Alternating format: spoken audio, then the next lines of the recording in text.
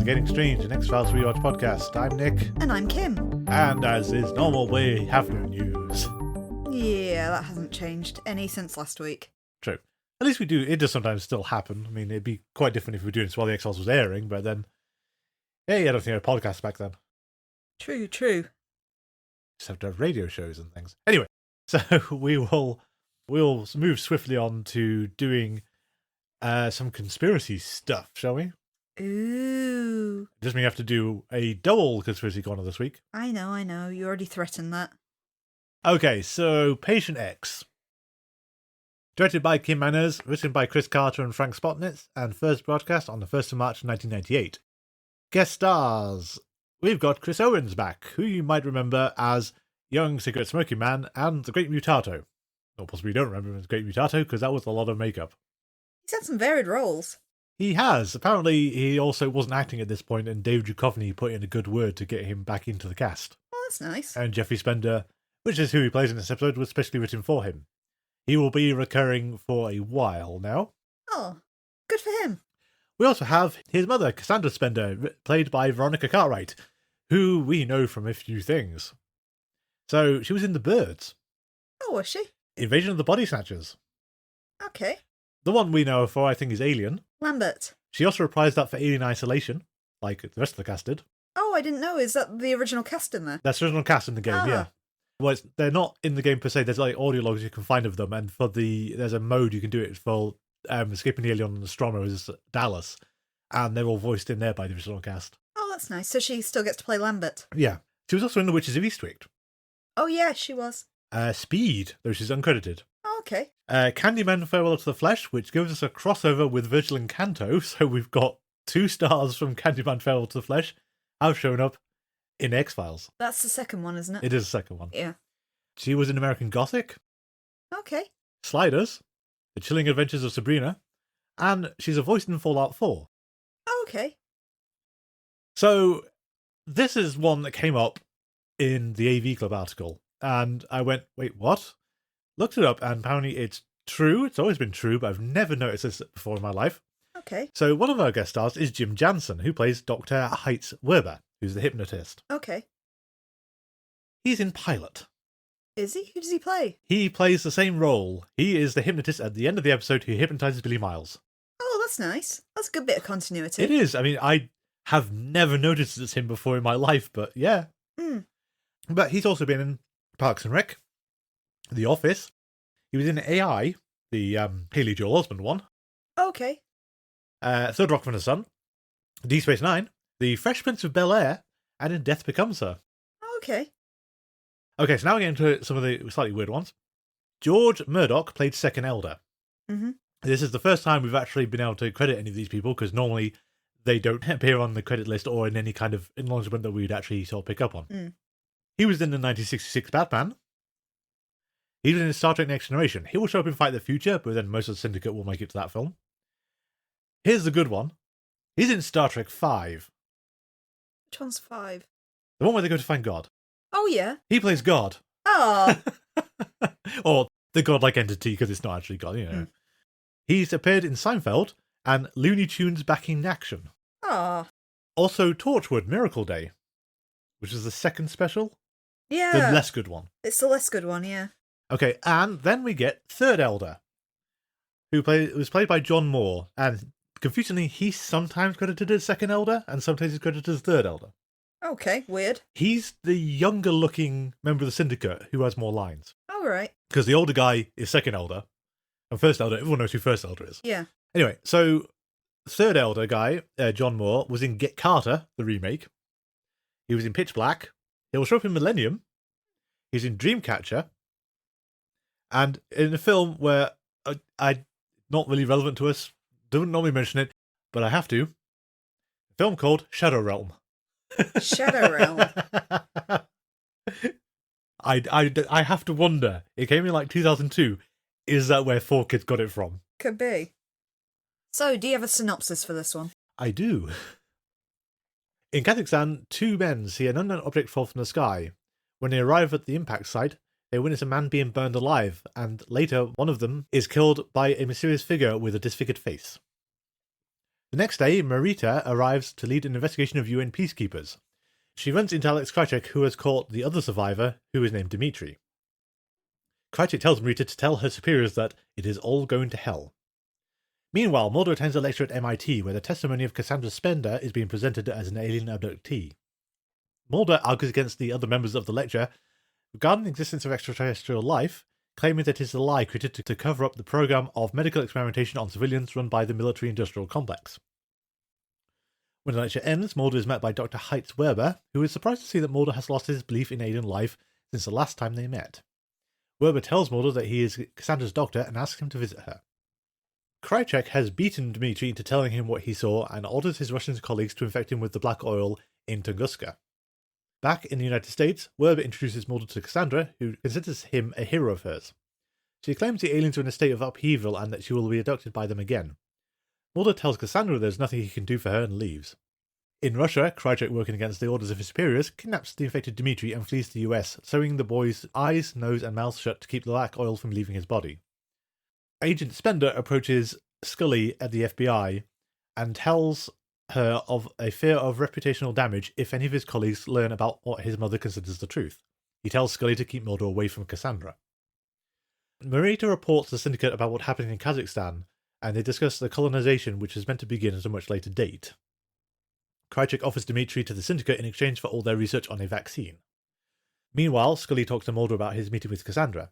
She realizes that she has much in common with Cassandra, including having been abducted at Skyline Mountain and having an implant inserted at the base of her neck. Scully goes to visit Cassandra, who immediately realizes she's a fellow abductee. Scully tells her not to remove the implant, and Cassandra assures her that she never will, as she looks forward to being abducted again. A large group of abductees meet at Skyline Mountain and are burned alive by more faceless figures. Mulder and Scully visit the scene, with Mulder continuing to be very skeptical of any alien involvement. The syndicate is shocked by the massacre. Mulder and Scully again visit Cassandra, who knew many of the people who died. They encounter Spender, who is upset about their visit. Krycek is met by Marita, and it is revealed they are secretly lovers, conspiring against the syndicate. When Krycek returns to where Dmitri is being held, he finds him gone, and the well-manicured man there instead. Mulder discovers all the victims of the Skyline Mountain attack had implants in their necks and all claimed to be abductees.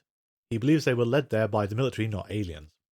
Mulder is then contacted by Marita, who has taken Dmitri. While the conversation is occurring, Dmitri pulls the stitches off his eyes and approaches the phone box with Marita, resulting in Marita being infected by the black oil. Mulder calls Cassandra looking for Scully, but Jeffrey Spender answers instead and reveals Cassandra has gone missing. Later that night, Cassandra is with a group of abductees, including Scully and Dmitri, at the Ruskin Dam, brought there by syndicate assassin Quiet Willie. The abductees see a UFO appear in the sky. Suddenly screams are uttered as a man is set on fire and two faceless figures arrive. Thank you. I thought this was a great episode. Yeah, I think it's really good. But I have some problems. I'm not surprised because I'm talking to you. I think you also have some similar problems to me. I have a few issues with it, yeah, but on the whole, I think this has been one of my favourite conspiracy episodes so far. Absolutely. Really, it feels like we're actually building to something now. Mm. And to start with the bad parts then. Okay. Is Mulder. Just Mulder. Well, it feels wrong at the same time. Well, Mulder and Spender, but I think Spender's meant to be like this. Mulder, on the other hand, Mulder's a complete jerk again. Like this entire episode. Yeah. I'd go further when we get into the next one as well. He's a complete jerk for this entire two-parter. That's true. But one of the things this two-parter is meant to do is a key thing, and we know part two is basically going to shuffle things around, so we're going to go in a different direction, is Mulder has lost his faith in aliens. This is meant to be part of season 5. Mm. And outside of the unusual suspects, and maybe one mention in Postmodern Prometheus, it hasn't done anything with that. No, true. Because Mulder is suddenly out of character in this episode where he's saying, I don't believe it's aliens, I believe it's the US military, and then just basically info dumps Redux 1 back into proceedings again. Yeah. And it feels out of sorts because he's so vehement in this one, and he wasn't like that in Postmodern Prometheus. And the unusual suspect, of course, was the possible explanation of how this all worked. But his derision feels out of place.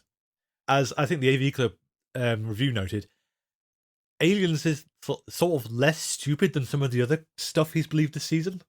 Yeah. And we know that Red and the Black will make a big thing of Aliens is actually more plausible than your explanation at the moment, Mulder, and that's not good. Something's gone wrong. Yeah. Mulder's attitude is weird because it's kind of escalated based on nothing as well as he started to lose his faith back in Redux. Yeah. But in Postmodern Prometheus, when asked about it, he said something like, I'm not sure I believe in that anymore. And now we're into vehemently, actually, no, I don't believe in it at all. But there's been no real sequence of events to escalate him to this point. Exactly. And I think this is further evidence for why Emily and Christmas Carol are a mistake, given that had to... Basically, I think this episode makes clear that episode had to tap dance around him seeing anything. So they had to keep all the alien stuff off screen except for the green blood. It's maybe if we were going to do the Emily plot, we should have done it at another point and focused more on Mulder becoming more disillusioned in that little gap where the conspiracy episode was. Yeah, and I think it's very clear that this was put in there and they've scrambled to do it. And also the fact, though, that, as I said, that was the end point of the Dwayne Barry storyline. This episode then says, oh yeah, remember Skyline Mounting from Dwayne Barry? Well, that's connected in again as well. Okay, so this is kind of a mess now. And we'll get onto the other weird messiness of the conspiracy in a bit, but just Mulder is so infuriating in this episode. Really wanted to strangle him basically all the way through.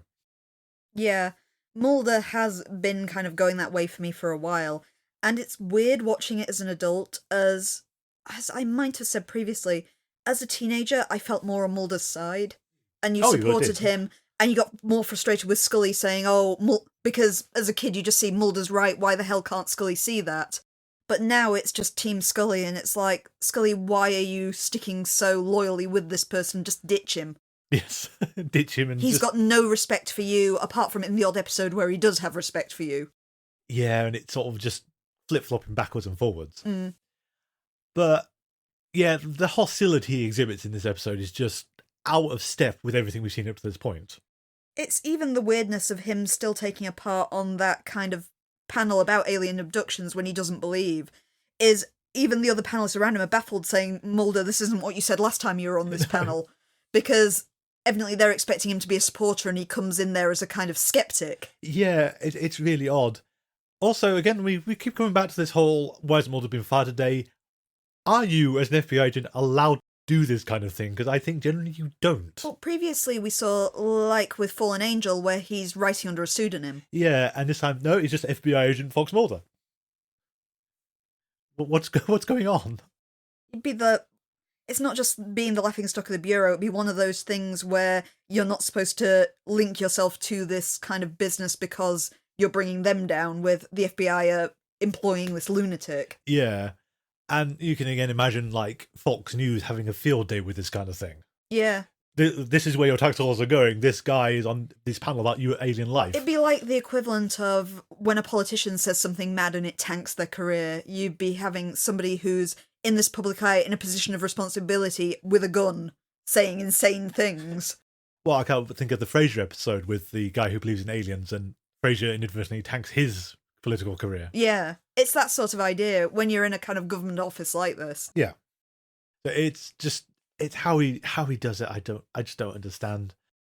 The other thing interesting I thought the episode did was draw attention to something they've been trying not to, which is Samantha is still, as much as Redux 2 tried to sort of seal that off in a really dissatisfying way, which we didn't like at all, and kind of said, what the hell's going on? This episode does kind of underscore that Mulder introduced himself to Scully with, I believe my sister was abducted by aliens. He still never offered the counter-narrative for what happened instead, because Paper Hearts has been dispensed with. Yeah, your best argument for it would have been Paper Hearts, except the fact that it doesn't feel like that is the case. No, and again, it's if you didn't have that Samantha scene in Redux 2, Paper Hearts could fit into Season 5, Mulder could just say, I believe she's dead. This guy killed her. It's very tragic, and I'm going to have to deal with that, but... I do think perhaps Paper Hearts should have possibly taken place after Redux, at least. Yes. We've said before it didn't feel in the right place, but its best place would have been when Mulder's belief was shaken right after Redux. But you have to take Samantha out of Redux as well, otherwise that just blows the whole thing out the water. Yeah, Paper Hearts is such a good episode. It still disappoints me that I think that it came too early. Yes. And as good as another scene was in Redux, it just causes so many problems because she can't be around for this to make any sense. And that's also just escaped knowledge as well. We've not mentioned the fact that he met Samantha. Yeah. I mean, in this episode, he should say to Scully, you told me your sister was abducted by aliens. Well, I don't know what happened, but, she's living her best life over somewhere. And no. Can Samantha dad? Yeah. It's like, sorry, Chris, you wrote both of these episodes. What are you doing? So, Mulder is the worst part of these episodes. Well, one of the worst parts. The other worst part, but I think it's intentional, is Jeffrey Spender, who I think is also one of X-Files' most slappable recurring characters. I don't know, Bill Scully Jr. still has that for me. Oh, true, but Jeffrey Spender's whole ethos is hating Mulder, but it's not a fun kind of hating Mulder. It's just like a really infuriating hating Mulder. I think he's got this good edge that we haven't seen in the X-Files yet, of it's not exactly nepotism, but it's that sort of idea is he's got this position in the X-Files and he feels he's on such thin ice because he's worried about what associating with Cassandra will do to his career. Yeah. And Mulder does have a reputation within the Bureau of being this weirdo who they've sort of bumped down to this basement office. So you've got that realistic fear with Spender, though, of if I entertain and let people connect me with this alien abductee, I'm going to wind up in the basement with Mulder. Yeah. So I do understand from that angle. It's just, I think some of it's that lingering thing of childhood of, Mulder's in the right. Or will be in the right, surely, but still. And the fact that Spender's coming in saying, stay away from my mother, and they never argue back properly with the whole, she called us, or she called Scully, or we're here for entirely coincidental reasons. I did feel that was kind of interesting with Scully's personal link, though, is Mulder meets with Cassandra Spender once, and he's actually quite rude and dismissive to her, because she's an ardent believer that her experiences are genuine. Whereas it's actually Scully that keeps making the contact, because they have that shared experience, that similarity. The second they meet each other, they realise there's a connection there, even if Scully doesn't quite understand it.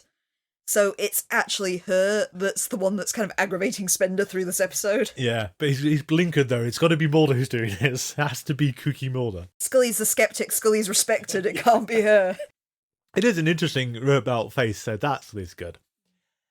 So, I would say, I think those are basically the only negatives. I mean, other than, I think the episode is possibly a bit too fast. There's something else I want to raise, but I'm going to raise it in the red and the black, because it compounds more in that it's not really a problem, but the seeds of it are starting at this stage. Okay, well, so I'll talk about my big problem when we get onto the next episode.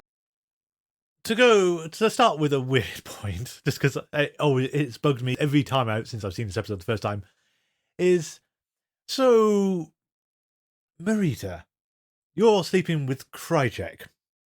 When did this happen? How did this happen? What the hell is going on? They're two very good-looking people, why not? They're two very good-looking people, but it's a case of, we're going to be at odds with each other when we meet in Kazakhstan, and now we're going to go and screw and leave Dmitri to be abducted by a well-manicured man. Only not, because then somehow she slept with Krycek, took Dmitri off the boat, put him in a car. The well-manicured man arrived just in time for Krycek to meet him so that he could be handcuffed in place of Dmitri. Then Marita can get infected by the black oil. It's because she's a double agent. Well, I know. Kind of maybe a triple agent I even. don't know what she is anymore. And the fact that she's loyal to the syndicate. She's not loyal to Krycek, she's played him. Which is very satisfying because we always like Krycek being played. Which is like Krycek, I think.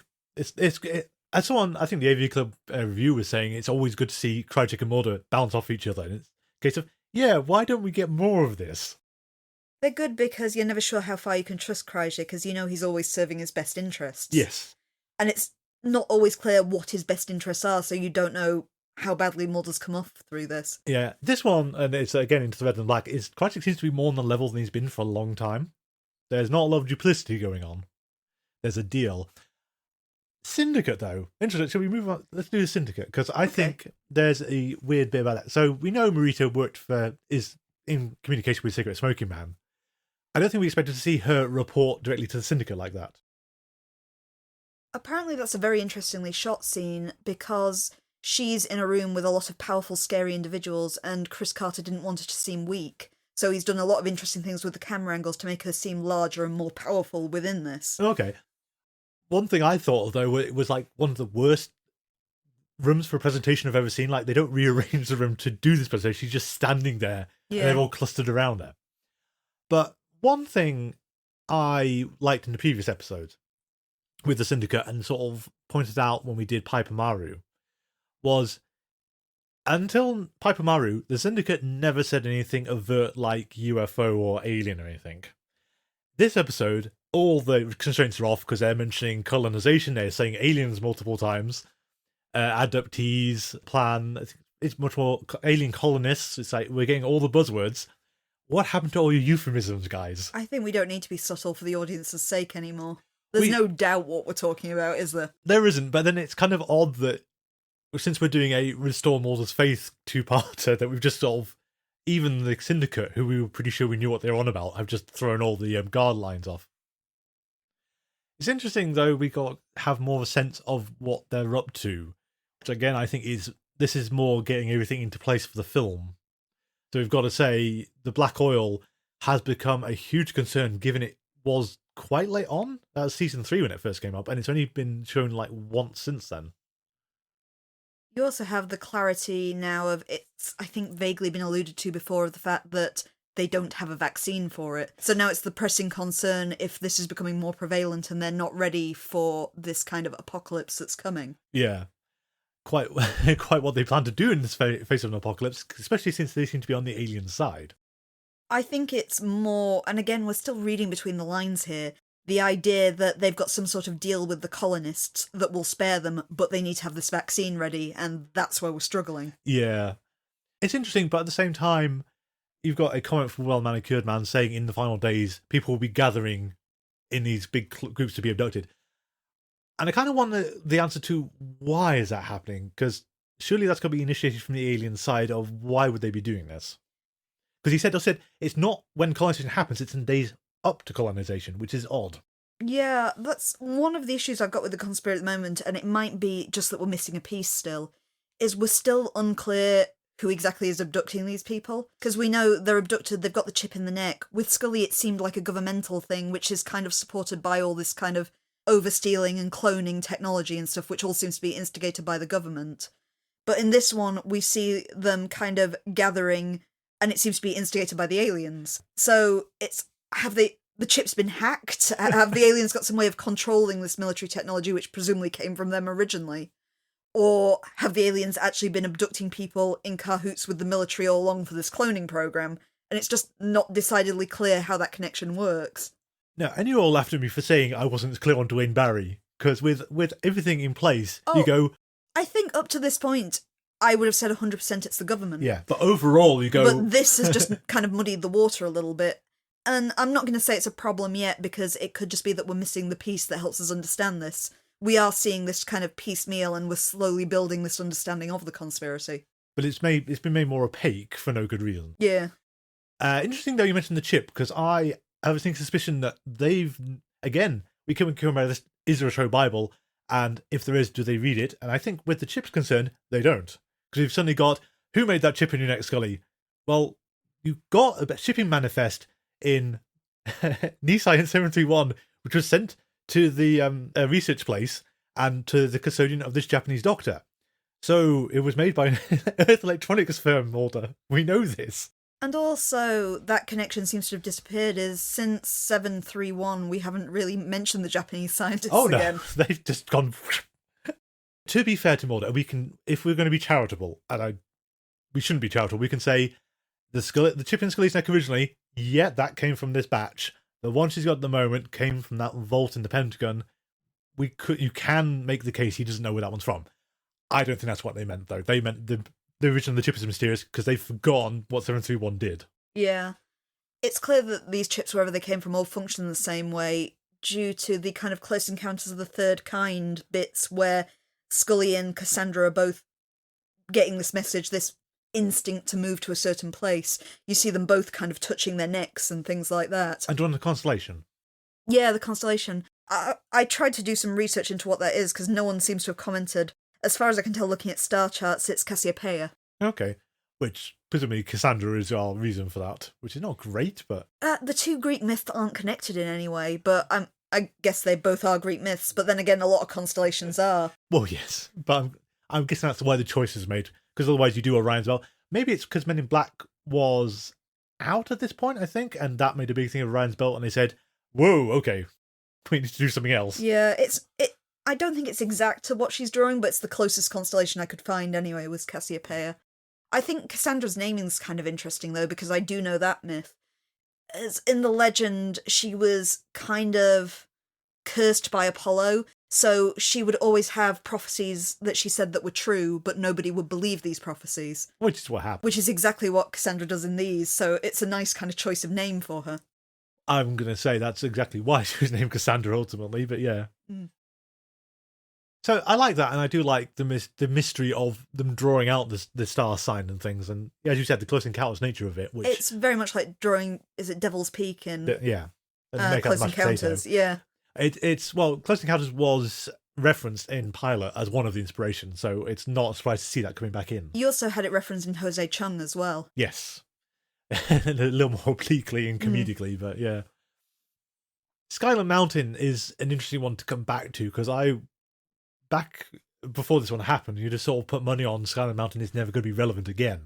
Did you notice it's become a national park now as well, when it was a private ski resort before? It's been listed as a goof, and a lot of people said it's not impossible they've changed. It's a bit weird. And everyone's driving up, and like the people at the gate aren't sort of worried that a lot of people are driving up this mountain in the middle of the night. Don't you close these things normally? This is normal. Normal for national parks, apparently. I suppose after Chinga, I mean, no one's going to stop anyone driving into the middle of a national park in the middle of the night. Who cares? The fire, we're getting to exactly who's doing the fire next episode, though. If you pay any attention to these scarred figures, you can say, that one looks a lot like Brian Thompson with some makeup over his eyes and mouth. It does, yeah. The other one, I don't know who that is, but that one looks like Brian Thompson. It's super scary, though, because immolation always is. Those sequences are really, really terrifying. Apparently it's a really difficult stunt to do as well, and very dangerous, because that's called something like a full burn. It's the one where a stunt actor has to wear a full flame-retardant suit and be entirely set on fire. But to get these scenes for the episode, they had to remain burning for at least 30 seconds, so you're getting into danger levels there. Usually you only do this for a few seconds to get your shot. Yeah, and 30 seconds will feel like a lifetime. Oh, yeah. I can't imagine how long 30 seconds must feel like when you are totally on fire. It's interesting we've come back to fire again after, fire, but these are sort of possibly more gruesome effects, I think, and we see, it's like the aftermath they linger on a lot more, and we keep seeing aftermath of the mysterious figures who are setting fire to people. Yeah, they're blimmin' creepy too. They are very creepy. I mean, it's a very effectively unnerving image to see, because we're used to a whole load of different alien types at this point, but nothing like that. It's the fact that it looks like self-mutilation as well, which I think First Elder confirms later, though now I can't remember if it's in this episode or the next one. Next episode, I think. Is that the next one? But you can tell looking at it when in the few close-up shots you see of them that it looks like scarring. Yeah. It's a really good sting as well, though. I mean, Mulder's monologue I could ditch because I don't like Mulder in this episode, but the fire and everything, the Kazakhstan stuff is great. It's a bit weird, though. This is much like when we were trying to claim that mountainside was South America, because Kazakhstan's mostly desert and not deciduous forest like we see in this. Yeah, I know. I mean, they're going to have a weird issue from season 6 onwards, well, 6 to 9, where they have to pass off LA as Vancouver after a while, which is just, it's going to be a bit weird when we get to that bit, and then we move back to Vancouver, so... But still it's scary, and one of the scariest things about the episode is poor Dimitri and how we are treating this teenager who was just basically in the wrong place at the wrong time. Yeah, the Dimitri stuff is really awful, and I think you actually commented while watching, it's like, we haven't gone back to Tunguska, have we? Oh my god, what are we doing back here? Yeah. It's a very fleeting visit, but it's kind of it's an interesting illustration of Krycek's villainy we haven't had for a while, because he's been kind of the rat betrayer before, but now this is actively beating someone, so they'll give up the secrets, and then infecting them with the black hole, stitching their eyes and nose, mouth closed, and then taking them over to New York, and then giving them water by just dripping it on them. This is just a level of horror, really. It's also the threat of that the syndicate have to move quickly because he's just going to let this kid starve to death. Yeah, because you can't possibly risk unstitching him. Mm. One thing you have to sort of say to Marita is like, you kind of knew what was up with the kid, or did you know what was up with the kid? So maybe you should have handcuffed him in that car and not let him pick the stitches off his I face. presume it was just assuming he wouldn't do so, but we've seen that the black oil can control people and irradiate people and stuff like that as well, so I think it's a big risk doing anything with this kid. Yeah, but that does come a bit back into the inconsistency of the black oil, ultimately, of, as far as we can tell, Dimitri was not vaccinated. So he's got full-blown black oil in. And yeah, as per black oil's first appearance, it should be able to do a mini nuke whenever it wants to. So quite why it's put up with Krycek dragging him all the way onto this boat and across the ocean to New York. Can we point out that there's a weird one there? So he's taken him by boat from Russia to New York. Essentially on a tanker, yeah. On a tanker. That's not a quick trip, however you cut it, because it'd be far easier to fly the kid there. Mm. You might have some problems flying a child with every hole in his head stitched shut. I'm not going to dispute that one at all, but that is not a quick trip. Dimitri also leads to the scene in this episode that stuck with me from being a teenager. It's just that single shot at Marita looking out of the telephone booth, and you see Dimitri having picked open one of his eyes with the oil pouring down his face. I think it's just one of the more terrifying X-Files images that will never leave me and just scared the bejesus out of me when I first saw it. It does lead into, again, like when Marita took Dimitri, there is a slight weirdness of the continuity after that. Because Dimitri has to infect Marita, she has to collapse. The syndicate have to swoop in and grab her before Mulder gets to that phone booth, because she's just in the lab with the syndicate after that, isn't she? Mm. And full-blown infected, and their vaccine isn't doing anything to it. I thought the casting of Veronica Cartwright is absolutely spectacular. Yes. She's been one of the best guest actors I think we've ever had on The X-Files. I love the way we portray her kind of positivity and vulnerability kind of together as this character, but I also like her because this is the only time we've ever seen a positive reaction to alien abduction in the series. It's always portrayed as a negative, but she liked it, she feels she's gaining things from them and they're gaining things from her, and she's looking forward to it happening again. Which does give you... I think we have to talk about Fred and Black because there's a possible implication to that we can get into. Mm. You do have to then comment about a case of, okay, aliens, let's be level with this here. Whatever treatment you're giving to her, if you give it to everyone else, you wouldn't get these scare stories. Because what are you doing to her that you're not doing to everyone else, or vice versa? Because this is a weird disconnect from everyone else who's been abducted. And Red and Black will offer us a possible reason why. We'll get into that in a minute. But yeah, it's interesting to see someone who's enthusiastic about being abducted. You do, I think, when she first comes out with it, you kind of go there, lady, what on earth are you talking about? Everyone else hates this.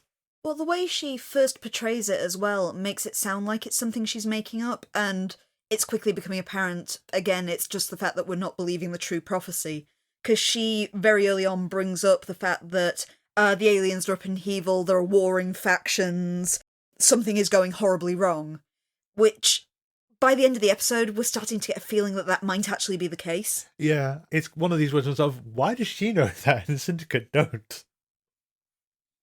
But it could be because there are different kinds of abduction. We've noted the fact that Scully was very clearly taken by the government. Maybe Cassandra actually is being taken by the aliens. Well, we can also say, though, safely say that Max was definitely abducted by aliens. Mm.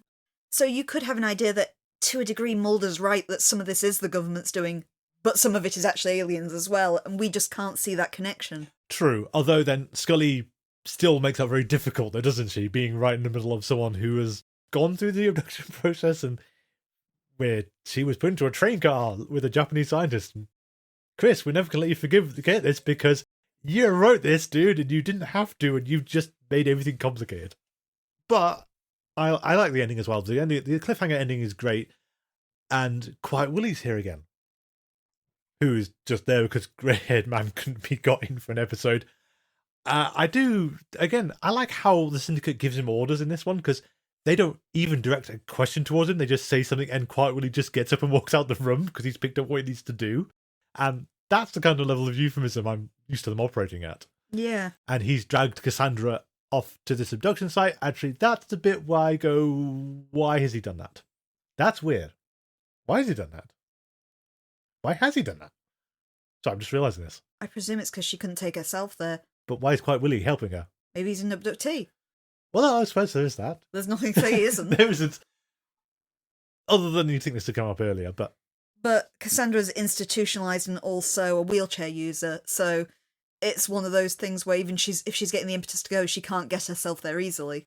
But I do kind of like the cliffhanger moment there when Scully's walking through the crowd, walks past Dimitri, who's not looking his best, but we knew he was probably an abductee and probably had an implant anyway. And then just runs into Cassandra and who's this other guy? I don't know. And the audience is going, hell, that's Quiet Willie. Yeah. I like that. And then the UFO coming overhead, the scream starting, and you're going, this is like the best cliffhanger we've had since Anasazi. How is Scully going to get out of this? I like how it built through the episode as well, because we learnt that all the bodies they recovered in Kazakhstan all had chips. Yeah. So you're already fearful for Scully, knowing she's still got her chip as well. And it builds to the end with, oh hell no, now Scully really is in danger here. There is also a point here as well, which you could ask, why didn't Scully go to Skyline Mountain with the rest of them? And I think there actually is, the episode doesn't ever deal with it, but there's actually an implied answer to that. The chip which would send her to Skyline Mountain is wherever it is at the moment. I don't know what's happened to that chip. No. It's just kind of vanished at some point. The one she's got at the moment presumably is coded for that dam. So you're saying that the chips would send you back to wherever you were abducted from. Yeah. So she's now kind of linked in with Ruskin Dam, not Skyland Mountain. Yep, and Dwayne Barry would have had the Skyline Mountain one.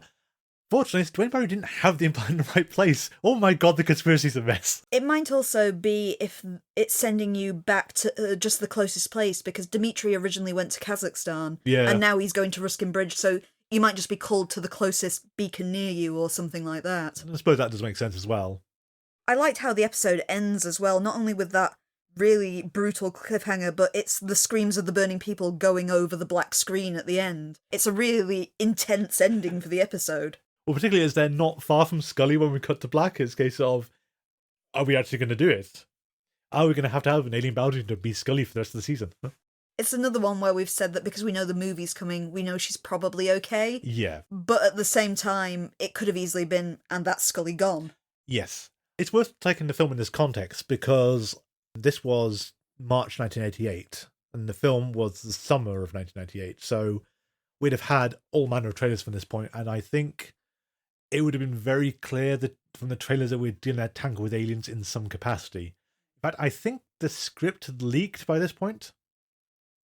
Because okay. I will talk about more of the film, but I actually did have a leaked copy of the script.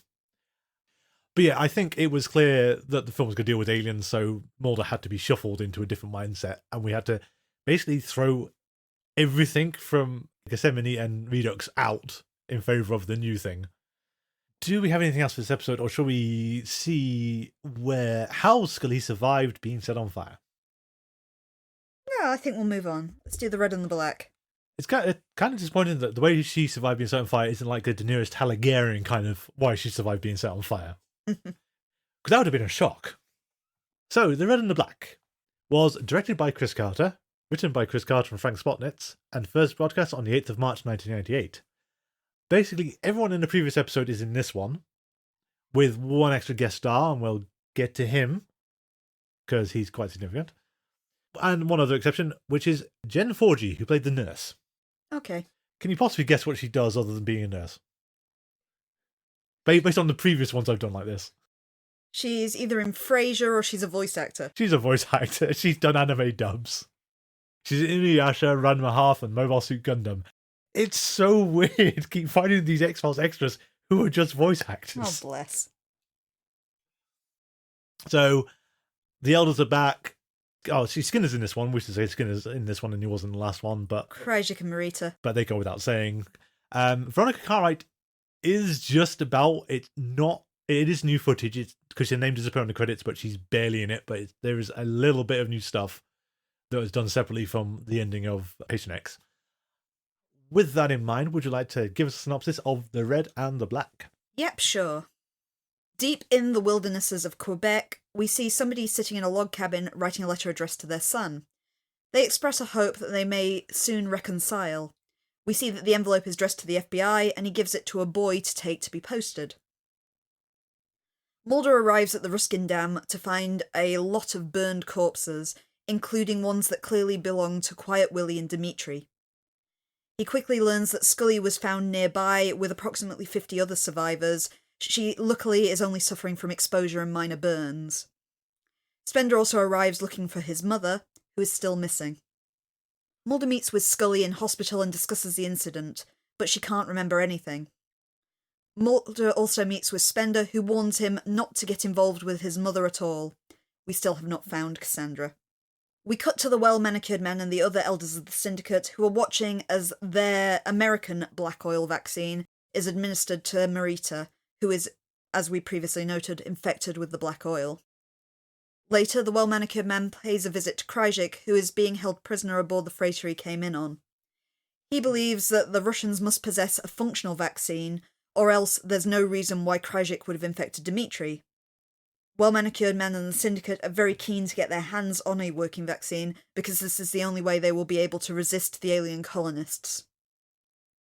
A spacecraft crashes at Vehement Airport Base in West Virginia, and one surviving alien, one of the rebels with the mutilated faces, is captured by the military. Mulder shows Scully more photos of the victims from the burning, and reveals that they have found more implants in them. He believes that Scully's implant may be the answer to all of his questions. The syndicate holds a meeting over the captured rebel. The well-manicured man makes the others aware of the possible existence of the Russian vaccine. If the vaccine turns out to be ineffective, he proposes handing over the rebel instead of forming an alliance with the rebels. The other syndicate members believe that this course of action is suicidal. Scully agrees to undergo regression hypnosis and recalls the rebel aliens burning her fellow abductees, as well as a colonist spacecraft arriving to kill the rebels and abduct Cassandra. They meet with Skinner, and Mulder continues to insist that Scully's recollection of events is incorrect, that all of these have been orchestrated by the military and aliens aren't involved. Skinner points out to him that aliens makes a lot more sense. In the meantime, the Russian vaccine from Krycek is tested on Marita, but also seems to have no effect. First Elder tells the well-manicured man that they have not waited, and they have already decided that they will turn over the rebel to the colonists. Meanwhile, Spender approaches Scully again, and shows him a video of him, apparently under regression hypnosis as a child, in which he talks about his experiences with aliens. He claims that this is not actually the truth, and that his mother forced him to make those statements. Krycek is released from imprisonment and heads to Mulder's apartment, attacking him. He claims there is a war raging between two factions of the aliens, and that the rebel immolations are meant to halt the impending colonization of Earth. He also claims that the captured rebel is critical to their plans, and the rebels will fail if he is allowed to die. Scully visits Mulder and reveals that she's been thinking over the memories of her abduction, while Mulder reveals that he is now taking them seriously following his encounter with Krycek. Mulder and Scully both head over to Vehement Air Force Base, where the alien bounty hunter, under the disguise of Quiet Willie, has come to kill the rebel. When Scully recognises Quiet Willie leaving the site in a big lorry, Mulder sneaks aboard to find out what's going on, and sees the captured rebel in the back. As the alien bounty hunter prepares to kill the rebel, Mulder witnesses a second rebel arriving and seemingly killing the alien bounty hunter and rescuing the captive. However, Mulder's memories are affected, much like Scully's were prior to the episode, and then he cannot recall any of this. We also see the well-manicured man watching as the Russian vaccine is revealed to actually have been successful in curing Marita. In the final scenes at the FBI headquarters, Skinner and Spender meet, and Skinner assures him that his association with Cassandra will not affect his career in the FBI at all. Spender receives the letter from Canada, however he returns it to sender unopened. As the mail boy in Quebec returns with the unopened letter, we see that the sender is the cigarette-smoking man. Dun dun dun. Again, that's a great ending to the episode. Thank you. Can I just give you my random bit of trivia, because I want to be the one to do this? Okay, go on. I have a Buckaroo Banzai reference. You get. It's just a fan theory. No one's entirely sure why this episode is called The Red and the Black, though I'd argue it's the fire and the black oil. Blood and black oil, yeah. Yeah, but the two warring alien factions in Buckaroo Banzai are signified as being the red and the black. the red lactose and the black lactose. It's a very good point. Yeah, so there you are. You've potentially got a Buckaroo Banzai reference, and I got to give this one instead of you. You did. You can never escape Buckaroo Banzai. I don't know why you're gloating. I know, I don't even like the film, and I still get to gloat. I don't think I like the film. I just it's a weird curio I can never quite get over. Anyway, of course, Cancer Man wasn't dead. We're not sure how and why, but he wasn't going to die like that off screen. They did never find the body. They did never find the body. Lost too much blood? Oh, that doesn't matter to anyone anymore. Who needs blood? Exactly. I do feel sorry for him at the end, though. The fact that Spender hasn't even bothered to look at the letter. Just return it and open and say, wow, callous jackass. Anyway, is this the reason why Cassandra has a different abduction experience to everyone else? Because she's actually linked into the syndicate. She didn't seem to know how she's linked into it, but she's, by implication, if Jeffrey Spender is Cancer Man's son, Cassandra Spender has to have something to do with Cancer Man. Spender does mention in passing the fact that he thinks that his mother is kind of mentally broken because that his father abandoned her. And now we've got that connection of, okay, his father was the Cancer Man. How are we going to do this? Yeah. And Spender, do you know your father wrote a terrible sci-fi novel once? Does this mean that the Cancer Man's real surname is Spender as well? Oh god, I hope not. But at least we have that explanation there as well of why we've cast Chris Owens in this role. Yes, so this I'm glad it came this fast. It wasn't something we have to keep sort of just tiptoeing around of. Yeah, we can't get over his significant role previously in the series. As you pointed out, we've had recasts before, but given how much he was in Mutants of Sugar Smoking Man, to then claim as a different character now would have been pushing things. Yeah, I suppose it's more than before, but in the same vein, we could argue the fact that Krycek and the homophobic jerk in Genderbender... Transphobic jerk. Transphobic jerk, sorry, in Genderbender are, one and the same. One and the same. We've had other characters that have been noticeably the same character and come back in major roles. That's true. Well, also, though, not to pick on Genderbender for a bit, but remember that the female version of... can't remember his name, is... Marty. Marty... Is Marty the other one? I can't remember. Whoever it was, but she's the detective in Softlight. Yeah. So that's already confused to hell and back anyway. Mm. But we have a plausible explanation for why Cassandra gets the cushy, angelic halo kind of version of alien abduction versus everyone going, oh god, it's horrible. To be fair, interestingly, the only other time we've seen that abduction is Max. Yes, the actual floating into the air. Max is taken from the aeroplane in the same way. Oh, I'd actually say, if Mulder's memories could be trusted, Samantha, because she was floated out the window. We're still questionable about how far we can trust regression hypnosis, as we've seen arguments both ways in this series. It's kind of odd for Scully to go for hypnotism after... Sorry, Scully, we've got this clip of you from Jose Chung. Do you want to review it before you want to go hypnosis? Even within its own episode, we see Spender's regression hypnosis tapes, which he says is all... The old lies, but then again, given who we revealed your father to be, I don't think we can trust your denial, Spender. We know you're not actually working with Cancer Man, that much is clear, but... there's a good chance you were abducted as a boy and had the memories repressed. You can't escape this one. But in that sense, if he was abducted, he was returned. He's done better than Samantha. That's very true. So there's some... Unless he's also got a younger sister who's vanished without a trace. Or if Cassandra was the abductee in that case. Well, that's true. But again, she was returned, if so. We don't know how this works yet. Mm. As you said, there's a piece of this missing, so we'll have to get to that. But... yeah, it's odd for Scully to actually sort of undergo hypnosis again, and this time it actually works. It's quite scary, that sequence as well. I just didn't like the end of it. Mulder holds her hand throughout this regression hypnosis, which is quite sweet. When she's groping with someone, he takes her hand and drops it like a hot potato at the end and just storms out. We're going to have to go with Mulder manages to redeem himself in the closing seconds of this episode, but for the rest of it, it's a case of just piss off, Mulder. Just leave us alone, please. I do like the heart-to-heart that Scully has with him in a hospital bed at the start, where she kind of throws a bit of shade on Mulder's flip-flopping beliefs. Yeah. Where she kind of comments on the fact that she, didn't wholly believe his sister was abducted by aliens, but she knew he believed that and she kind of supported him. And now he's flipped away and kind of saying the opposite is she's not going to do it again. And again, she should press him in case of, so what happened to Samantha? She was a real person, documented real person, who has vanished without a trace. What happened, Mulder? You need to, why aren't you seeking that answer, Mulder? Because you should be going for that. And you're not. I will say, I do find the resolution of the cliffhanger, this is terrible as a cliffhanger resolution. Well, actually, no.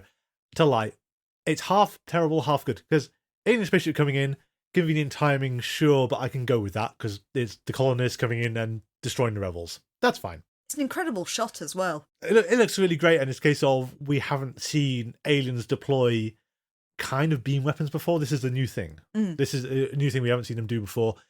Devastatingly effective. You gotta wonder why you're not shooting each other out the sky, or maybe that's what happened halfway through. We do see one of the ships come down halfway through. That's what I mean. It was shot down by another one, because we don't actually get a reason why they'd crash otherwise. However, the resolution for Mulder of it's looking dead bodies, sees a body with red hair, is it Scully? Then Skinner runs up and says, oh, she's fine, she was in the clearing in the woods. What? And she's got no memory of what happened. Is there no other way to do this? It just feels really, we didn't have the time. The kind of shock she's suffering is a bit odd as well, because they mention the fact that she has vasogenic shock, which is one of the more common shock types, but it's usually caused by a reaction to something else. So let's say anaphylaxis or something like that. You know, your body going to shock because you've had a severe allergic reaction. I think they're meaning to use it like exposure, you know, because your body can go into shock if you get really, really cold or really hot. I think that's more the kind of shock we're looking at, given that she's been kind of out in the wilderness all night, just wearing her little jacket. Yeah. But let's try not to pick at it too much, because it's the whole, everyone's gathered on the bridge, because that's the site of the abduction. The dam, yeah. The dam. And then the implying thing of it is they're all gathered in the woods because basically someone has shifted the point of the abduction, and basically they're just gathered there to keep them safe. On the other hand, it's a case of the aliens don't usually care that much, and I don't understand why all of you in the bridge, all of you in the woods, and you're not just milling around the bridge still after they killed all the bad aliens. Yeah. So it's a weird cliffhanger resolution. I think it's just to try and keep Mulder in suspense a bit longer, but it's all of a minute or something. We actually keep the question up in the air. It's not long. It doesn't feel worth it. We have a minute of Mulder looking at these corpses, and then Skinner just comes down, running down the bridge saying, she's all right. It's like, all right, done. At least, I guess, in Anasazi, we kept Is Mulder Alive a mystery for quite a while. Yeah. I suspect that basically they realised too late and they didn't have enough time to keep this going as a suspense thing. But it shortcuts some of the drama. So we had alien bounty hunters, which always seemed like a stupid concept to me, but that's what we call him. But now we have alien rebels, which, sure, and I love the idea of the fact they've mutilated themselves to protect against the oil, the colonists' weapon. Which is very interesting, but it's interesting that it's the colonists' weapon, because as we've maintained for a while, the shapeshifters and the black oil did not seem to coexist. See, this is my problem with the episodes, which I said I'd get into now, is I think they've just overcomplicated it a bit. Yes. And the problem, again, could be just the fact that we're missing this tusk of the elephant here. We're missing the keystone that means that we'd understand this colonization. Because we now have essentially 3 separate parts of the black oil, which seems to be sentient, but it's also virulent and deadly to humans. We've got the rebels who have mutilated themselves, so the black oil is evidently dangerous to the aliens in some way. And the colonists that want to colonize the Earth and are weaponizing this other sentient alien entity in some way. And the 3 of them don't seem to entirely connect. No, and the colonists are a season 2 construction, which is odd. And then black oil is season 3. I mean, there was no even hint of it before that point. But it's still the weird progression through purity, because we know now that purity control, and I still hate that we call it control, is our early American attempts at this vaccine that aren't working. But kind of working through this is the black oil is a sentient entity that is radioactive in some capacity, but also gives people smallpox. Yeah. I think we've tried to merge too many plot threads, and without some kind of missing connecting thread, it's not quite meshing. No, it's a very odd state, and we don't know what it has to do with shapeshifting, which is the... I think we might have made it simpler if we'd just kept the black oil as its own thing, and mega smallpox was something different. Yes, and also the colonists were something again, or the colonists were deploying mega smallpox. I think that's what we're getting at with this idea, is what we're going to do for our colony is they're going to wipe the Earth clean using some virus, which is why we're panicking, trying to make a vaccine so we've got something to solve this. And evidently the Syndicate has had some contact with the aliens in the past, which has given them a window in which they can do this. So the idea of, we won't wipe out your species right away, for whatever reason, we will give you some time to prepare, and then we'll wipe out everyone else. But because again, it's just the missing keystone is the problem, is we don't know exactly what deal's been made with these colonists, and whether or not we're trusting the colonists now, or we're going to throw in our lot with the rebels. And the Syndicate at least seem to have been going in for the colonists, and well-manicured man looks like he could switch sides. Yeah. It seems like if the rebels have a chance of winning, they feel like your better bet because they're trying to stop the colonization happening altogether. I like even though it makes it a little more confused, the fact that we're seeing this unfolding from a human perspective. So we are trying to defend ourselves from an advanced race that we don't really understand. And we're probably not actually aligned with what the rebels want. They just happen to be doing the thing that's going to help us. You totally don't want to know what they'd do to us if they actually succeeded in wiping the other ones out or something. We have no idea what's going on. No, we don't know what would happen, but in the short term, it's if we can stop humankind being eradicated altogether. Yeah. The other thing that strikes me is this episode, something makes more clear than other ones, is, well, Chris Carter never had a plan for the conspiracy. We can safely say that, given it collapses if you sort of pick at it too much. But we can be certain that the colonist was intended as part of the conspiracy. This was always meant to be, this is something that's going to happen. They're going to take over Earth. They can seamlessly integrate with people anyway because they can shapeshift. Yeah. So basically, the colonization could be nothing more than more aliens are going to come down, substitute for people who are existing here, and eventually get to a critical mass of there's more aliens than humans on Earth. Like pod people. Basically it's Invasion of the Body Snatchers. And then someone wrote Piper Maru. And I think the problem is that Piper Maru is really cool and really scary, really mysterious. And that, whatever plan they had with the conspiracy, has been thrown out of whack by the black oil. Because we've realised that the black oil is more original and more interesting than this kind of generic pod people story. Exactly. And that's why you've got Patient X and Red and the Black, where we are trying to force them together. Yeah. And as you said, it doesn't make sense yet, and it's whether it ever can make sense is another opening question. But the black oil should have been introduced early, but it was never conceived of as a thing. This is an idea. I'm always happy to see more black oil, but we're rapidly changing the nature of black oil and making it less obviously its own thing. Yeah, also less terrifying because Piper Maru was at its absolute scariest. Yeah. Because it was fully sentient, fully puppeteering people, knew exactly what was going on, could make you do whatever it wanted to, and if it didn't like what was happening, it would irradiate a small area around it and you'd be toast. Yeah. We have lost that terror. It is nowhere near that scary anymore. But now it's just a parasite, basically. I thought it was interesting in the infection of the black oil this time, because this is the pure black oil, it's not the refined virus black oil. Yeah. But the pure black oil, it's gone back to doing that weird catatonia thing it used to do. Which is quite scary, actually. Because when we find Marita, she's completely non-responsive. Yeah, but it's still not... Piper Maru was, this thing is on a mission. Because I think it's very clear, Piper Maru and, I can't remember the second half, Apocrypha, that was conceived as basically a mini-movie in the middle of the X-Files. This was a closed thing. This was the only black oil that existed. Yeah. It was going to its ship, and then that would be it. And I think that basically because that got such a reaction, and fandom liked it, because everyone thought the black hole was great, because it is genuinely creepy. I think it's kind of like the Borg in Next Generation. You've introduced something that was not meant to take over the series in the way it did, but it's got such a reaction from the people watching, you can't not feed into it now. It's always the case when you come up with an original idea like that, because the colonists at the end of the day are grey aliens. Yes. And we've thought up this other alien life form that's we've not seen anything like it before, and it's really interesting. Yeah. But it does go into anyone who wants to still try and claim that they knew what the conspiracy was from the start is, what are you smoking? Because it's transparently obvious no one had the faintest idea. They just had signs and portents they wanted to put in that alluded to something that sounded cool. Well, it's like purity control. How purity control is this weird thing in an earlier episode that's evolved into a vaccine. Yes. I mean, we could also get into, you guys don't know what vaccine means, do you? Yeah, we don't understand vaccines.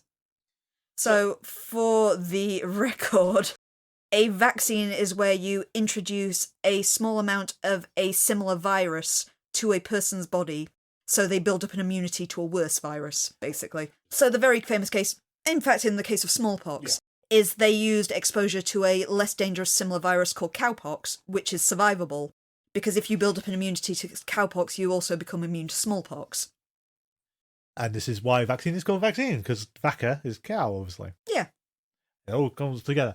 So, in the X-Files, we know is going to trip over this multiple times going forward of quite how vaccines work, because you can't do what they do in this episode. Basically, if you already have the illness, you cannot be vaccinated from it. You would need a cure. Yes, because you have to survive the infection you've currently got, then you are vaccinated, but in the worst possible way, if you survive.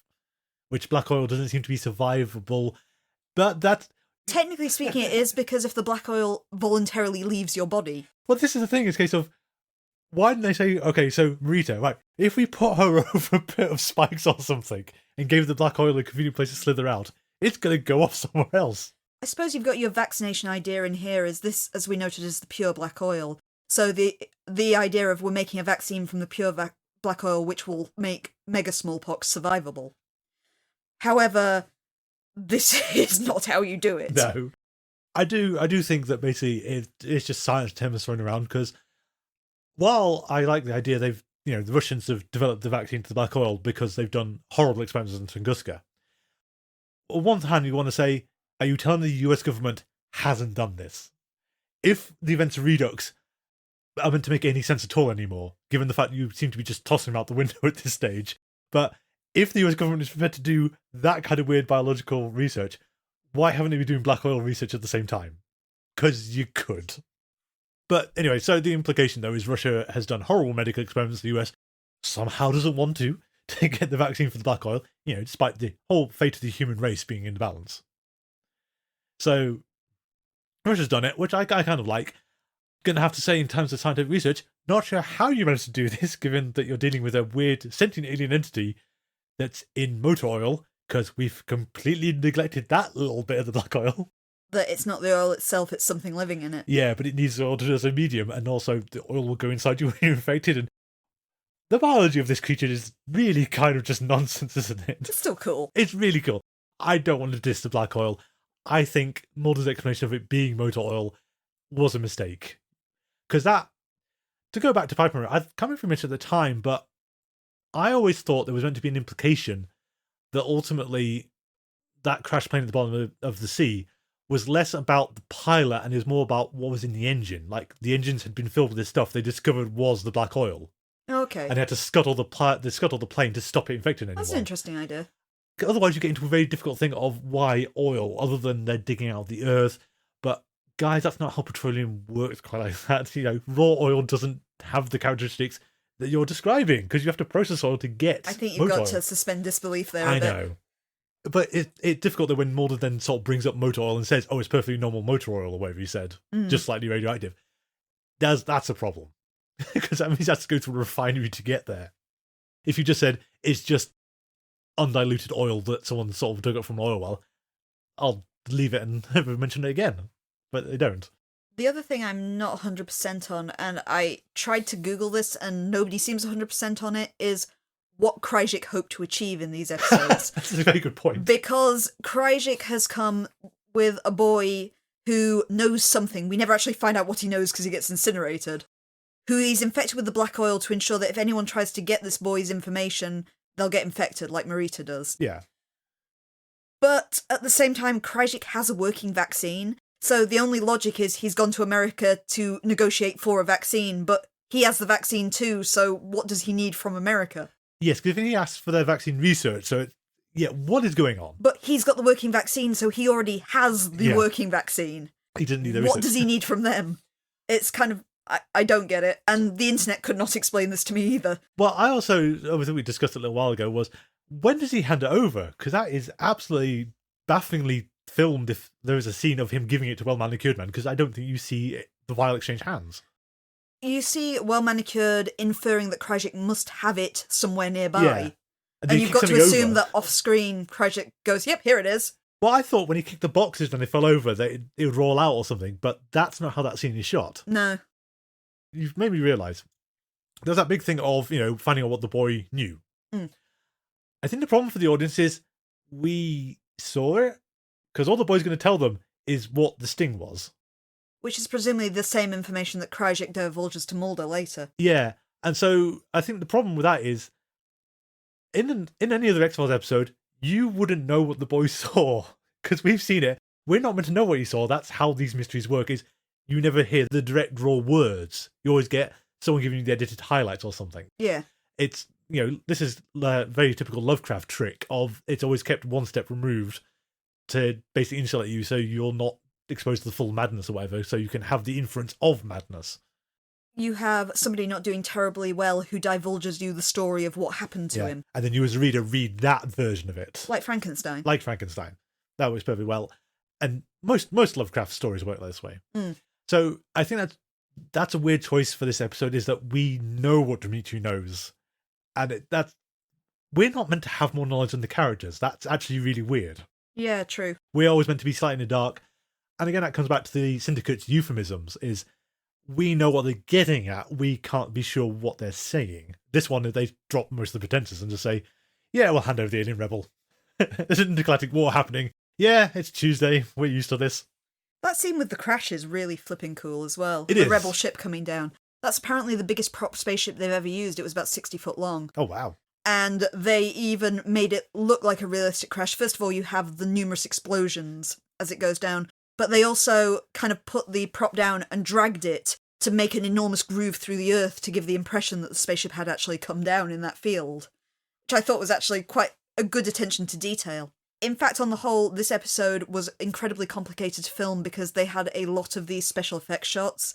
So the most notable one is Cassandra's abduction, where she is kind of levitated from her wheelchair up into a spaceship above. But to get that effect, they had to rebuild an entire full-scale recreation of the Ruskin Dam Bridge on a soundstage, just to be able to do that winching shot. They just filmed on that in the first place. I believe it's mostly practical as well. It's just some of the lights that have been added in post. Well, I think you kind of can get that sense if you watch it, because basically the bridge is suddenly surrounded by inky blackness on all sides, when previously you could actually see running water and everything. So, mind you, I suppose it would be pretty dark under the bridge if you had a sudden bright light come down anyway. Well, I think that's the justification they're using, but I think in all the other shots you could see something around them. Well, it is very cool. I think we need to have a word again about how aliens operate, or guys, what are you doing? Because you seem to be making this harder than it should be. Yeah. Because it's, okay, we're handing over the alien rebel to the aliens. Cool. We've had inferences before of you can contact them, and I'm glad we still don't know how you do this, because any way you show us talking to the aliens is going to look really goofy. You just have phoning up the alien bounty hunter. You could actually do that. You could have an office of the aliens on Earth somewhere where you can just phone them up and say, I've got a contract needs fulfilling. We don't see that. We need another hit. Yeah. I was thinking more you go to like a space somewhere with a dish and basically you just send a signal up into space, seemingly at nothing, but someone's going to pick it up. Random binary code or something. Yeah, that kind of thing. We don't see all that, and I'd like... Okay, but the Syndicate have said we're going to hand over the rebel. So then the alien bounty hunter, sneaks into an Air Force base when he could walk through the front door as literally anyone in the world. Then he disguises himself as Quiet Willie to drive a truck down into a country road to use the ice pick to kill the alien rebel, and then the rebels show up to have saved the guy, we assume. It's kind of weird, because back in Colony we saw him just walking through the front door, shivving someone and walking back out again. Yes. And even then, guys, the military's in on this. Can you not fly the UFO in, beam down, and then do your thing? Do you have to... What's with... I know why the elaborate stuff is in there, because otherwise Mulder can't interact with this stuff happening. But from the alien perspective, what is going on? We also know now quite clearly that the alien bounty hunter has to be a colonist. Yes. He has to be one of the same. And we've seen that the colonists can beam people up. Yeah. So all it's like is get the military guys to just take the rebel out into that car park there, and we can beam him up from there. ABE shows you don't even need to get them outside. Yeah, true. You can do it indoors. Well, so did Max. Yeah. Stop time on the base, take the base apart, beam them up. And I know this is purely to make sure that Mulder can be present, to lose his memory of what happened, so why Mulder has to be present, I don't understand either. Other than it's kind of exciting for the end part. It's also kind of shaking Mulder's faith back the other way. Yeah, well, though Krycek's meant to have already started to do that, I kind of don't like Scully flip-flopping now. Because when she comes back and says, I've been rethinking my memories, because yeah, where was this Scully like half an hour ago? At the same time, oh, come on. It's for both of them, though, where Scully comes back and says, I've been rethinking my memories, and Mulder says, no, you're right. It's like, no! Can you stop doing... Actually, I know you will stop doing this, but can you not do this in the first place? This is kind of frustrating to watch again. It does sound like I'm kind of dissing this episode because you're infecting me with your black oil negativity, I think. But I like these two episodes together. I think they are a really, really solid two-parter. And unlike some of the other ones, I didn't feel it dragged at all. No, I would say it bore its length very well. I think the two of them work well together, and it's not a case of we have the brilliant start and then the weak payoff. True. And I would say, I will give you, for a change, we haven't got the typical X-Files thing of give you too much information, then try and claw it all back again. No, on the whole, I think, and I did see, I think it was Cinefastique pointed out in their review of this at the time, that for once we have a conspiracy episode that has actually advanced the conspiracy. Not we've teased you with something and then tried to hide it again. Yeah. And we're going to keep on talking about this, I think, right up till we actually hit Fight the Future. How much of that is Fight the Future is set in stone now? And basically the plot has to be in a certain position before the film happens, so they can't pull the normal tricks. Because I think if Fight the Future wasn't sat at the end of the season, this episode, Red and Black, would look very different. Like Cassandra's body would show up or something, or Scully, you'd expose the hypnotist as deliberately leading Scully to say what she said or something, like Scully was worried about in Jose Chung. I can imagine a version of Red and Black where that kind of thing happened. Or, like, just the encounter with the alien rebel Mulder didn't get to witness it. Yeah, true. It is interesting, and I would be surprised if the X-Files ever comes back to it, of saying, that one alien rebel, that one right there, who looks like the alien bounty hunter with makeup on, is instrumental to the alien rebellion, and he must live. Who is he?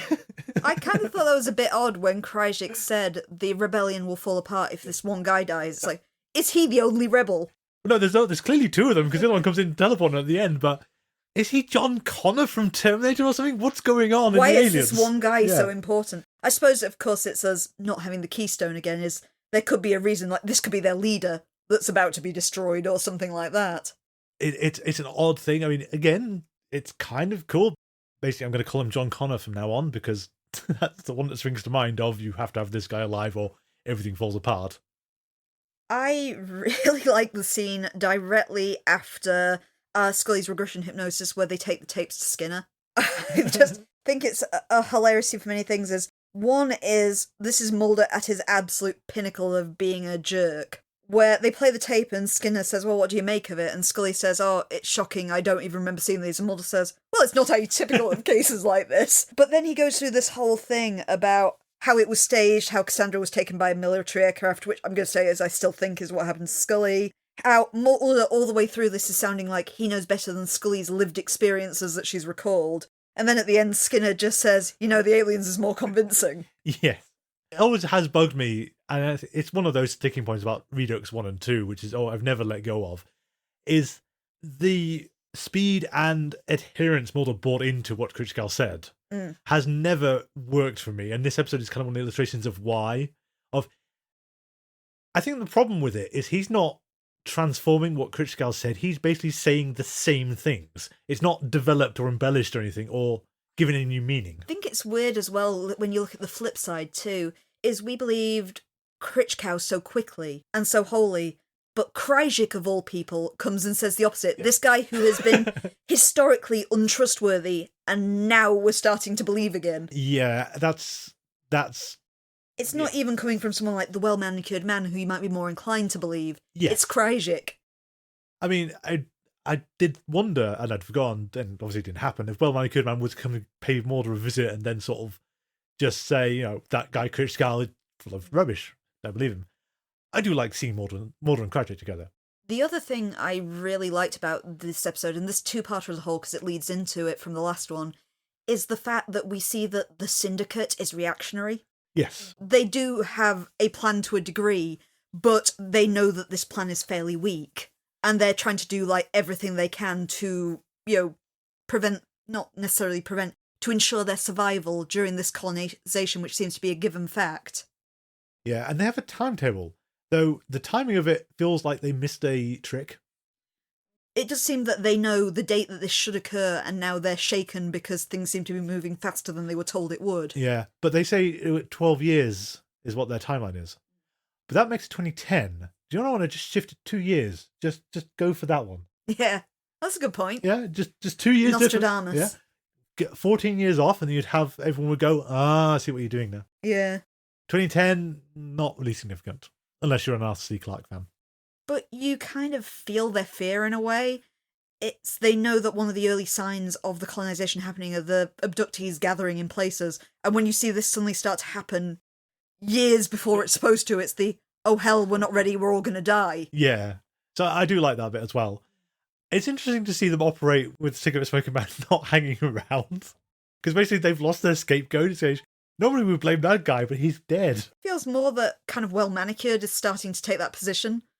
Yeah. It's more starting to be well-manicured men against the rest of them. He started to reconsider things. It's like, I think it's presumably the nature of an alien rebel is meant to make you realise we're not seeing the full picture. There are two sides to this, two sides to what's going on.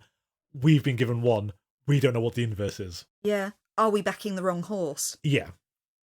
And they do seem to be backing the weak horse, but something is going up in the heavens, which we are not privy to. To go with your Skinner Scully shipping is Skinner just could take tape home and listen to her shouting "Oh my God" a few times and just use this for his own personal fancies. I still like them as a couple. It could be because I'm increasingly disliking Mulder. He is.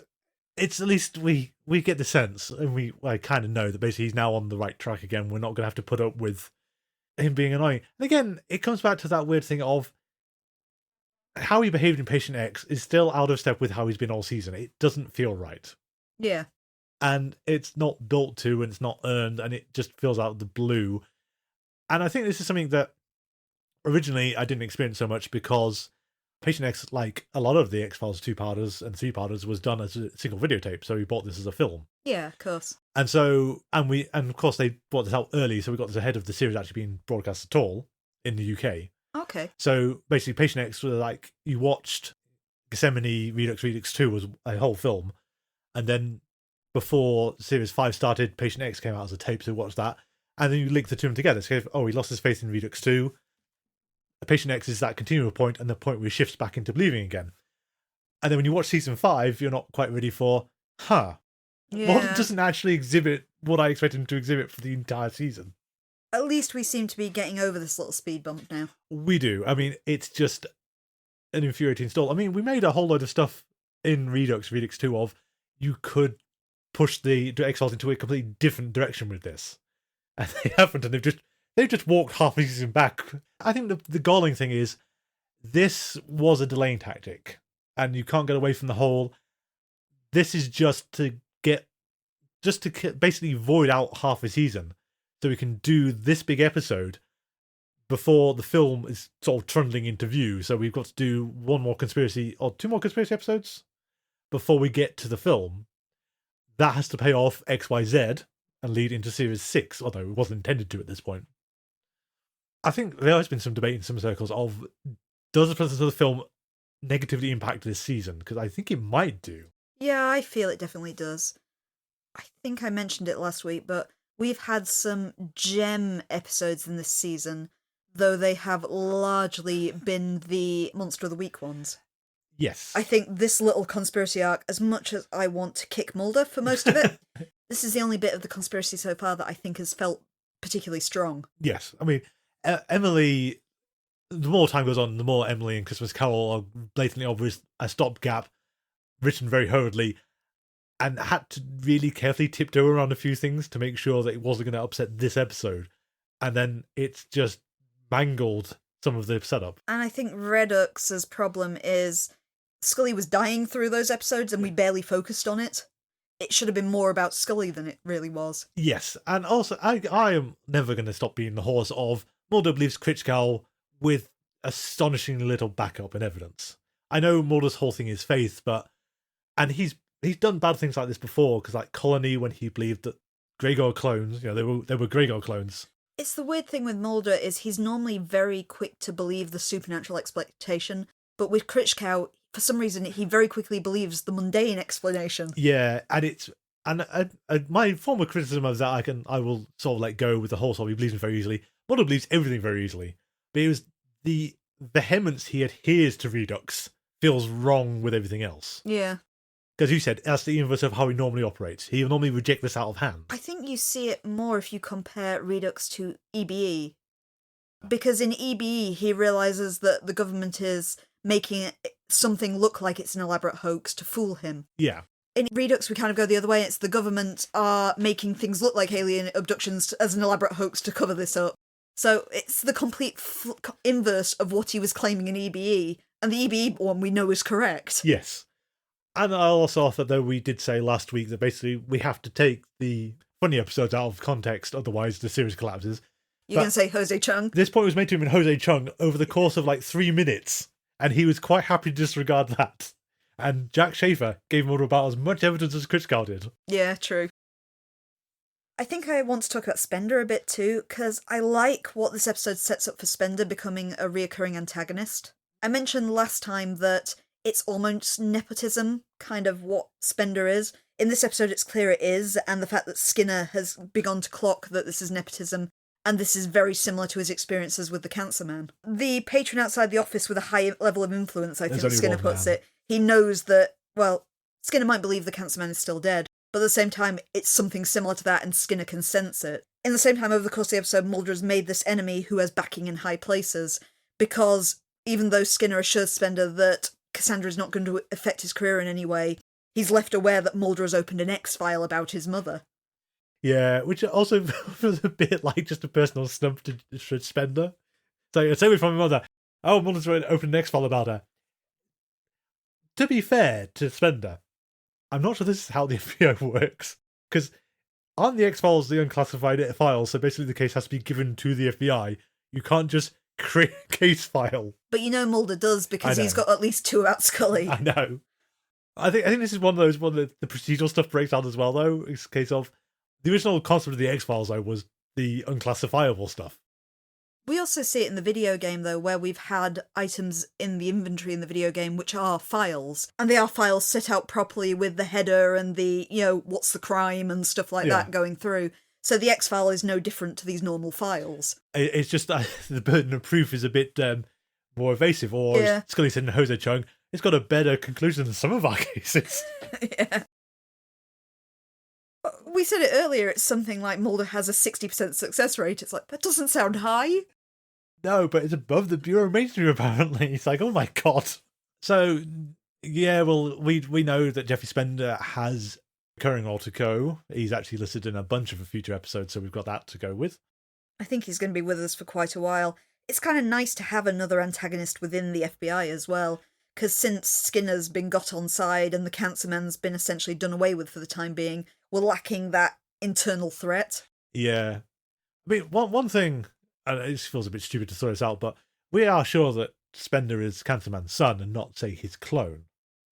Well, he addressed the letter to my son. Oh, no, but he can still consider him his son, but he could be cloned from Cancer. That's true. If we take... But, it's the common cinematic trick is you have somebody playing their father in flashbacks. I know. I was just throwing it out there. And to be fair, he's a very good look for William B. Davis. We said that when it was cast as the younger version of him. Which makes sense to have the cast and then bring him back in. I mean, I'm glad they revealed the family connection quite soon, otherwise we were going to have trouble dancing around the subject talking about guest stars of, it's Jeffrey Spender, played by Chris Owens, who formerly did, Cancer Man. I know you were worried about this, because of course, there's a lot about this series I've forgotten, but I did remember Jeffrey Spender's identity. It's hard not to remember that. It's hard. Well, I think I would say honestly, first time through, completely blanked on that. Did not remember him as young Cancer Man whatsoever.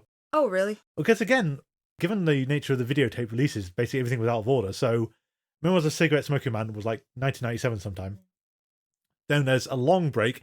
I missed Postmodern Prometheus on broadcast. I watched that years later. Plus, you can't tell that's Chris Owens anyway. And so it got the videotape of Patient X. Here's Jeffrey Spender. Okay, new guy.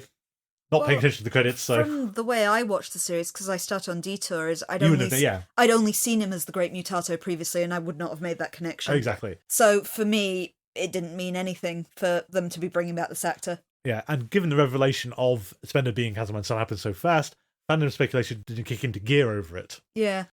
Imagine there actually presumably is some internet traffic between the 1st of March and the 8th of March when people were saying, hey, do you reckon? Yeah. But we have drifted away from any Mulder parentage stuff for a while now, because we're pretty certain that Cancer Man was Samantha's father, and, oh, Mulder, nah, it was Spender. That was who he was the father of. Mulder's his own guy. He's Bill Mulder's son. Maybe this was to try and put that theory to bed, because you'd be thinking, oh, here's Cancerman's secret son. Those fan theories about Mulder, that can't be right then. I think the only downside to that is we've kind of demonstrated really well that Mulder being Cancerman's son could have happened, and possibly would have if people hadn't latched onto it early. Yeah. You could have just had this reveal and that would have been basically equivalent. No, that's true. One thing, and I do want to bring it up just because it keeps coming back to me, and I'm pretty sure they've forgotten about it as well. Okay. So Ethan Cumby and Herrenvolk, Cancerman says to the alien bounty hunter before he heals Tina Mulder that Mulder is instrumental to the project. What on earth does that mean? Because I don't think we've remembered that bit either. That's a good point. It's been a long time, and I think stick a pin in that and we'll see if something ever comes of it. Yeah, I'm very... because I don't remember that paying off ever, but we'll see. Do we have anything else? No, I think you've covered everything for this one. As I said, I'm sticking with my kind of praise of this one. I like this two-parter. I think it's really good. I do think it's good as well. I prefer Patient X over this one. That's fair enough. Well, I do have some quibbles, and there's some artifice because of how TV shows work. And again, it's that bit of the military base at the end is just, what is going on? Aliens, I know you work in mysterious ways, but this was just unnecessary. So, you've gone out of it for a while, and you can't escape it forever. This was your idea, incidentally. Yeah, I'm regretting it now. I've got to put Emily into continuity. Have fun. So we take you to Kim's Conspiracy Corner. Okay, to go back on what I previously missed. In the episodes Christmas Carol and Emily, we were brought back to the cloning program as previously seen in Redux. This appears to be the nadir of the kind of little Dwayne Barry arc that we've had going for a while. So we see the fact that abductees, particularly female abductees, we know there are some male ones too, are having their ova harvested. It leaves the women infertile, but gives a lovely supply of eggs which can be used for this cloning program that the government has going. We see on a slightly weird side that kind of discounts what we've seen previously with the people being grown in vats, is that women, particularly elderly women, are being used as incubators for this. We also see that the babies being produced do seem to be the true alien hybrids. They have the green acidic blood, and the reasons for them being grown is unknown, apart from the fact they don't seem to be viable on their own basis. They do need to be given regular drugs and treatments, otherwise they die very, very quickly. Again, the outcome of this is unknown. We don't know exactly why this cloning program is going on, other than the fact it probably links in with the ongoing colonist plot, just on the basis of we know that the syndicate is trying to find some ways to survive something, and maybe hybridization is one of these kind of tools that they've got going forward. Though a lot of this is speculation at present. It's a good point about the female abductees thing. I'm not sure anymore why we do male abductees, and then there's an awkward question that follows on from that. So, if Dwayne Barry was genuinely abducted by aliens, which is thoroughly confused by this point, why the aliens drill holes in his teeth? Dwayne Barry was schizophrenic as well. You don't know how much of this is true. But he had holes in his teeth that couldn't be done without chipping or damaging the tooth. That's true. We didn't have an explanation of that. No. So what are the aliens doing? Maybe Dwayne Barry is one of these true abductees. Yeah, but what are they doing? Yeah, Dwayne Barry remains a mystery, I guess. Sorry, it just made me think of that. So, can I move on to the next one now? You can, I just wanted to flag it up. Right, moving on. Now I've caught up on my things I missed last time. We have Patient X and the Red and the Black, which really does start to advance and solidify some of the things in the conspiracy. So we know now that there is a plan for aliens to colonize Earth, and it has a fixed date in which this is going to happen. It's not supposed to be for some time, but there are hints that maybe the aliens aren't sticking to the game plan and it might occur earlier than the Syndicate have prepared for. The Syndicate, in turn, we are missing a piece of the puzzle, we have admitted before on this, but they have been given some kind of stay of execution to be able to prepare for this colonization in some way, so they're working desperately to find a way to survive it. This seems to be something to do with their vaccination program, which is tied in some way to the black oil. So we are understanding that this is somehow some kind of inoculant that they're trying to create to protect against the mega smallpox we've seen previously. This also ties into our previous plot with the abductees.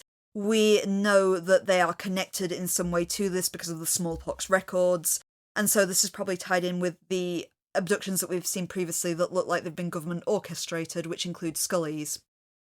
We also know that an early sign that the colonization is happening is going to be abductees gathering in certain beacon locations, which is kind of what we see in this episode, though it appears that the process has been co-opted by the rebels. The rebels are a new faction we have just discovered. They are the same alien species as the colonists, though they are evidently also able to be afflicted by the black oil virus. So they are distinct from the other colonists in the sense that they have mutilated themselves to remove any hole in their heads, giving them a very, very distinct, disfigured look. They are responding by gathering all of the abductees, which evidently are required for this colonization in some way, and burning them at key locations to destroy the colonists' attempts, though we don't understand anything about the inner workings of the alien factions and why the rebels don't want the colonization to take place. We also learn about the vaccine in this episode, the fact that America has failed to make one, but Russia have succeeded. And over the course of the episode, we do see that the Russian vaccine works, and that the American Syndicate now have their hands on it. Thank you. I suppose I should possibly also note as well that we seem to have a distinction between aliens abducting people and the government abducting people, because we know specifically that Cassandra and Max have been taken by the colonists, but other abductions seem to still be being orchestrated by the US government. Scully was very sure she wanted in a train car. But her abduction didn't look like this one either. No. She didn't have the kind of angelic white light taking her away. So I still maintain, like our followers kind of almost unanimously agreed on Twitter at the time, that Scully was taken by the government. Oh yeah, I think they've just forgotten. Thank you. You're welcome. Next week we get Travellers, which is a Mulder and Scully light episode, and Mind's Eye, which is not the eye. Mostly. Oh, I think I remember that one, yeah. In the meantime, if you'd like to get hold of us, our email address is thingsgettingstrange42@gmail.com. Alternatively, you can find us over on Twitter, and do hook me up if you want us to promote any of your X-Files related things at the start of the show. On Twitter and Tumblr, we are GetStrange42. On Mastodon, we are at GetStrange42@universedon.com. And on Facebook, you can find us by searching for Things Are Getting Strange, an X-Files Rewatch podcast. Additionally, and if you're not sick of hearing my voice by now, I also have a channel on Twitch TV. I stream 3 times a week. It's Mondays and Wednesdays at 8 PM GMT or Saturdays at 5 PM GMT. I just stream whatever I'm currently playing on the PlayStation 5, which is currently Lies of P. We have Patreon, patreon.com/thingsargettingstrange, where you can find our review of Mulder and Scully by Catatonia, and the first part of our X-Files Let's Play of the PSX FMV game. It really is quite fun. It's quite fun, and yeah, it's one of those. It's kind of X-Files in inverted commas, but you'll see. But yes, all our bonus stuff can be had for as little as $3 a month. I do note that we do have different tiers on the Patreon. You get different perks at every tier, but no matter which one you back us at, you will have access to the Let's Play, and I think early access to our episodes. Yes, there you go, a few days earlier than the normal publication, and that's entirely on Patreon at the moment. Our theme music is Vision by Kevin MacLeod. You can find it on Compotech.com, licensed under the Creative Commons by Attribution 3.0. Thank you all for listening, and until next time, please remember, resist or serve.